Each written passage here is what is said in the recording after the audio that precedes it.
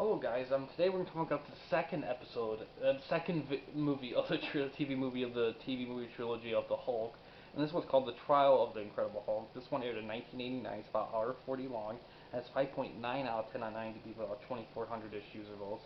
It guest stars John Rhys Davis, who was in Lord of the Rings movies, and Rex Smith, who was in the Pirates of Penzance. It's also directed by Bill Bixby, who I know was in the Hulk show and all that. On Rotten Tomatoes, the movie doesn't have any critic reviews. No critics have really reviewed it weirdly. But it did get 47% by audience people with about 1,900-ish user audiences, and it is available on the Just Watch app. It is available to watch on Amazon Prime and Tubi TV. It's available to rent and buy on Amazon, Google Play, YouTube, Vudu, Microsoft Store, and Apple TV. And it was released on DVD in 2011. So this is really good TV movie. So basically, in this one, like the first one had Thor, this one has Daredevil, and unlike the last one, this one actually has a really good villain. It's frickin' Wilson Fisk's Kingpin, who's played by Matt Murdock's played by uh, what's his name? I forgot his name already. Shit. Um, see. Rex Smith, and John Rhys Davis plays Wilson Fisk, and John Rhys Davis plays Gimli in Lord of the Rings. Rex Smith hasn't been in a ton of stuff, weirdly, because in this movie, it's sad because he's really good in this movie. Now, this is really cool to look back on because of the Daredevil TV show, and I will say, unlike Thor, which I could see why there might be trouble spinning that off, this could have been spinned off so well. This could have easily been a TV series, but unlike Thor, it failed to pick up, which kind of sucks because I liked who they picked as Kingpin and I loved who they picked as Daredevil. The Daredevil costume is the black version, which we all know from the Daredevil TV series. But what the strange part was that apparently, and Stanley actually cameos in this movie. It's his first Marvel cameo ever. But the interesting thing was that the reason why it was changed to black because they thought the original red wouldn't be too pleasing cinematically. Stanley didn't like the change. He thought it was kind of bullshit. But in but I don't think Daredevil had the black costume first in the comics. But I do believe there is a version of him that started with the black costume and then went to red. So I don't mind the black costume at all, to be honest. It's very familiar and it's fine with me. Um, they have the names. They use the names, so it's fine by me. I didn't change hardly anything with that. The Hulk stuff is actually really good. Like the transformations are awesome. They're really cool. They do a lot of them in this actually. I will say the only thing that's kind of Daredevil and Hulk kind of do stuff side by side, but not really. Um, Unlike the Thor and the Hulk, unlike returns where Thor and Hulk are pretty much doing their things pretty much around the same time, it's not really like that in this movie, and I can see why, because my guess is they thought in the Incredible Hulk Returns that they didn't showcase Thor well enough from having him fight by Hulk too much side by side. I think they wanted to give Daredevil more time to show off his stuff, which makes sense.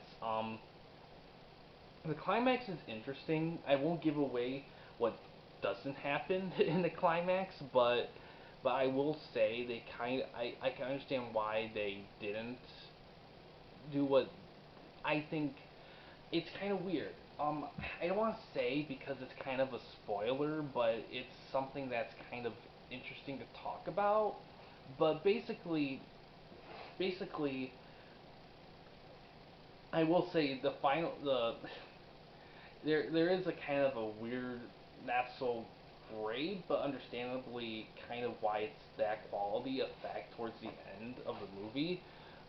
But yeah, overall, I really do like this. I think Matt Murdock and David work incredibly well off each other. Like they work so well, and the Incredible Hulk returns with three of them. It got, as opposed to the chaotic, kind of the interesting chaoticness of that. This one's kind of more like like a one-on-one kind of dialogue, kind of harking back to like maybe the TV show, kind of like that talk between David and Matt Murdock. But yeah, the guy John Rice Davis, he plays Kingpin awesomely in this. Like he is a really good Kingpin. Um, and yeah, and pretty much what happens. I'm sorry I didn't get the synopsis. David's traveling. He tries to save a girl because the girl's getting harassed, and the guys get violent. David transforms, and he gets accused of stuff because Kingpin's involved and he's twisting things and like yada yada yada. And Matt Murdock is his lawyer.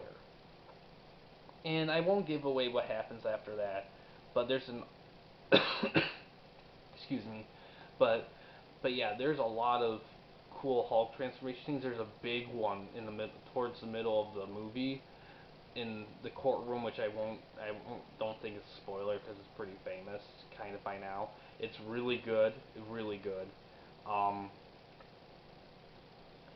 and yeah, I really do like this. The climax is good. It's really good.